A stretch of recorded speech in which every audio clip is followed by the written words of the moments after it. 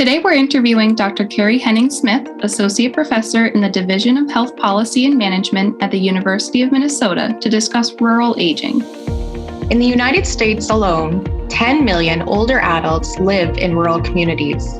Rural older adults often face unique health disparities related to limited finances, public transportation, and access to health and support services. However, describing challenges alone does not address health disparities. Improving the health of rural older adults requires community input and innovation to address the social determinants of health, such as where people live, work, and play. In this episode, podcast co-host Dr. Juanita-Dawne Bacsu, PhD candidate Rita Hu, and doctoral student Kaleigh Ligus sit down with Dr. Henning-Smith to chat about rural aging and discuss some key challenges and actions for moving forward. The Gerontological Society of America, Meaningful Lives as We Age. Welcome to Science and Storytelling, a GSA 75th Anniversary podcast on aging. So thank you for joining us, Dr. Henning-Smith. Now, to start out, can you tell us a little bit about your story and how you first became interested in gerontology? Sure. First of all, it's my pleasure to be here with the three of you. Thanks for having me today and giving me a chance to share some of my story and some of my interests. As you said in the introduction, I'm currently at the University of Minnesota School of Public Health, where I'm an associate professor in the Division of Health Policy and Management, and I'm the deputy director of the Rural Health Research Center. And thinking back on when I first became interested in gerontology, I have trouble thinking of one concrete moment. But I do know for sure that my grandparents on both sides were a big part of my life growing up.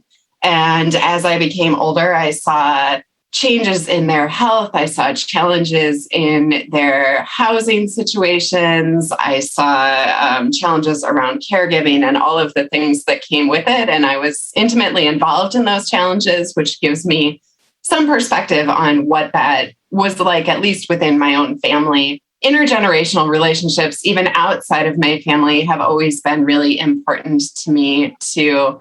I can think of one example. In high school, I volunteered as a respite volunteer. I spent time with a woman who was in her late 80s so that her daughter, who was her live-in caregiver and was in her late 60s herself, could have an hour a week to get outside of their small home and take a walk and have a little time to herself.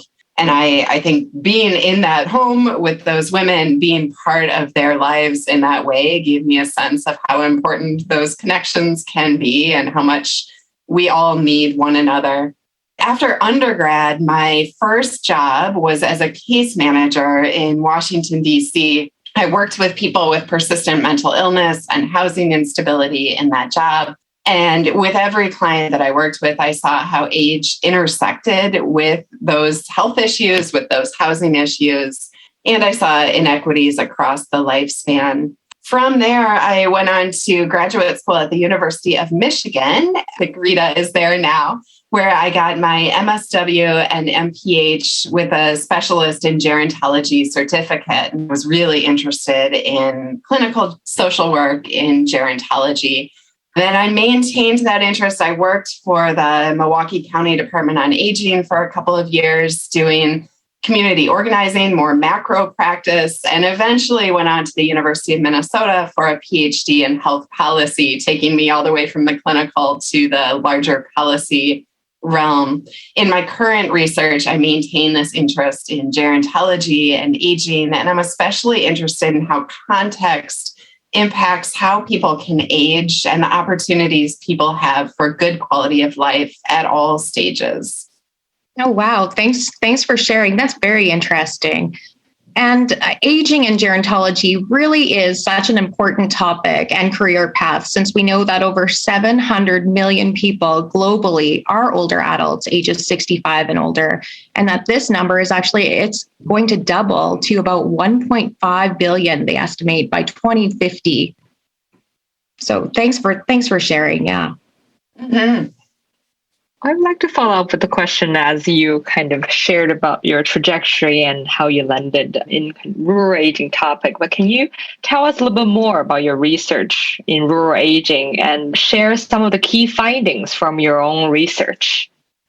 Sure, I would love to. Much like my interest in gerontology was informed by personal experience, my interest in rural health and rural health policy is informed by my own experience growing up outside of a small town in southern Wisconsin, by my family ties to rural places across the Midwest, and by my interest in what it was like to live in different places, different contexts throughout my childhood and young adulthood, and seeing how those different contexts influenced my own health, my own well-being, my own social experiences. And so I take all of that into the work that I do looking at rural aging.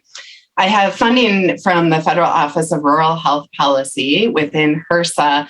And with that funding, I've been able to lead several projects in the past few years focused on rural aging. These have really run the gamut of topics, but they've included looking at social isolation, access to care for rural Medicare beneficiaries, assembling a chart book of rural and urban differences among older adults, thinking about how to support older adults living alone in rural areas, including a partnership with Meals on Wheels to look at food service delivery to those older adults, supports for rural older adults aging in place and housing characteristics for those adults, and a project looking at where the highest rates of adults age 85 or older, those oldest old group, live, and describing some of the community assets and opportunities in those places. So that's kind of a laundry list of projects, but I'll say that across the board, we have found that rural older adults, as you said in your question, experience inequities in health, access to care, satisfaction with care, and access to financial resources compared with urban older adults. But I also think it's really important to mention that we've identified assets in the communities where rural older adults live. And we've heard time and time again in key informant interviews and focus groups and case studies that we've done about the importance of older adults to the communities where they live across rural America. I really like to say that rural communities in many ways are ahead of the curve when it comes to aging. They have older age distributions, and they're having to think about some of these demographic shifts more quickly than urban areas are having to. And so I find it really exciting to see some of that innovation and resourcefulness that happens to be able to meet the needs of rural older adults. Thanks for sharing that. We know that rural communities are diverse, so what policies are needed to improve the lives of rural older adults? It's a great question, and I really appreciate you mentioning the diversity of rural places. I think we have a tendency to stereotype rural places as being older, poorer, sicker, and whiter, and statistics bear some of that out. On average, all of those are true compared with urban places. But if we stop there, we miss the incredible diversity within rural people and within rural places.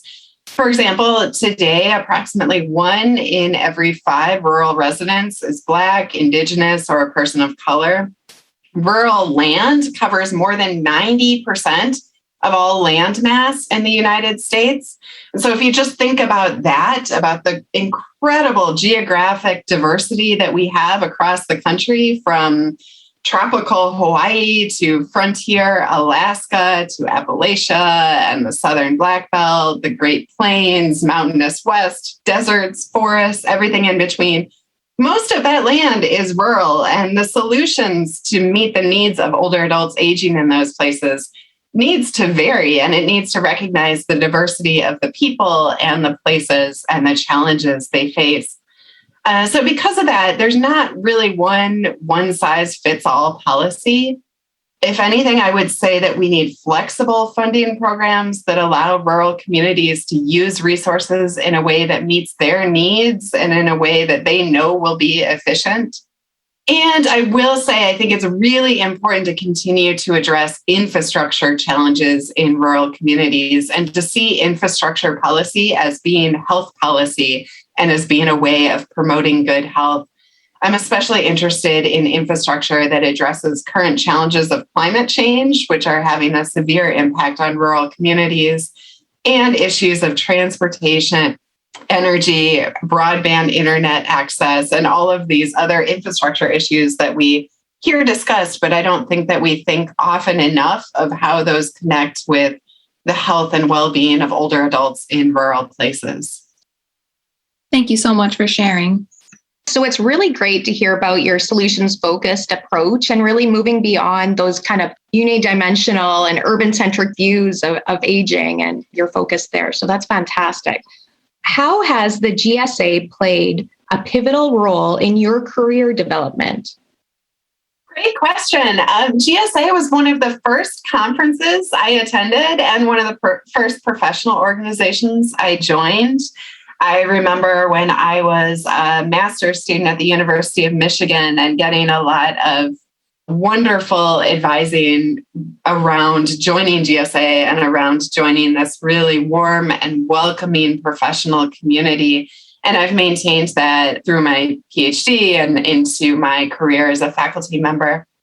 I really get a lot of energy and inspiration from connecting with other people through GSA. And I think what makes it really special is how unique it is in pulling together so many different disciplines in which everyone is interested in ensuring that all people get access to good quality of life, however we define that, across the lifespan. And I think when you get so many different backgrounds and experiences and disciplines in the same room or the same virtual space, there's just a lot of good that can come out of that.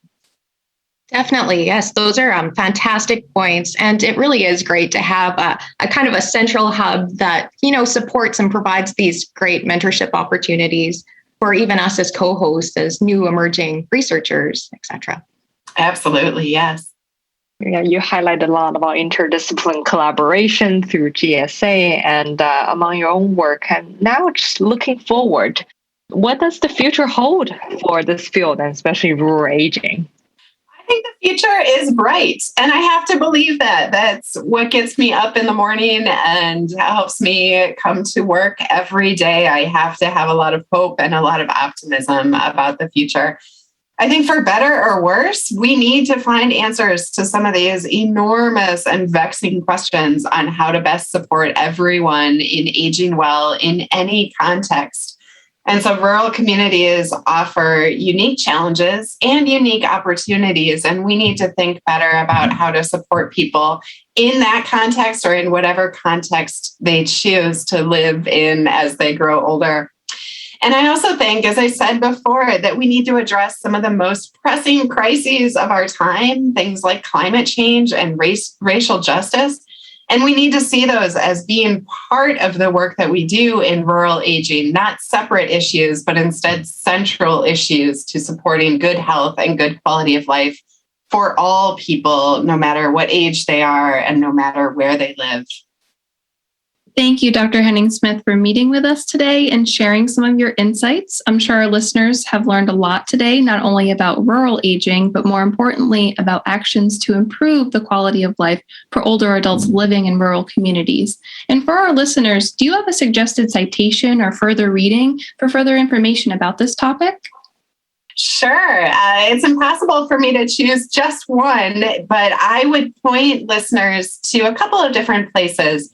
One, our website, the University of Minnesota Rural Health Research Center website, lists all of our publications. And so if there's a project that I talked about today, you will find policy briefs and manuscripts linked on our website that might answer some of your questions about that project. I would also point listeners to the Rural Health Research Gateway. It's a federally funded website that houses the work of all of the HRSA-funded rural health research centers from around the country. And so if you're interested in the intersection of rural health and aging, you are very likely to find work on that website that will be of interest to you. And then finally, I have to put in a plug as an associate editor at the Journal of Applied Gerontology. I think that we are frequently publishing wonderful work in that venue, including work on rural aging and aging in context. Definitely. Those are great resources. Thanks for sharing.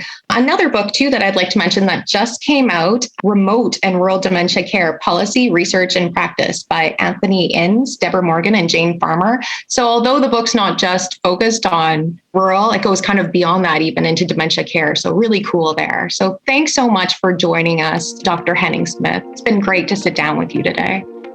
It was my pleasure. Thanks for having me. Thank you so much. The Gerontological Society of America was founded in 1945 to cultivate excellence in interdisciplinary aging research and education to advance innovations in practice and policy. For more information about GSA, please visit geron.org. That's geron.org.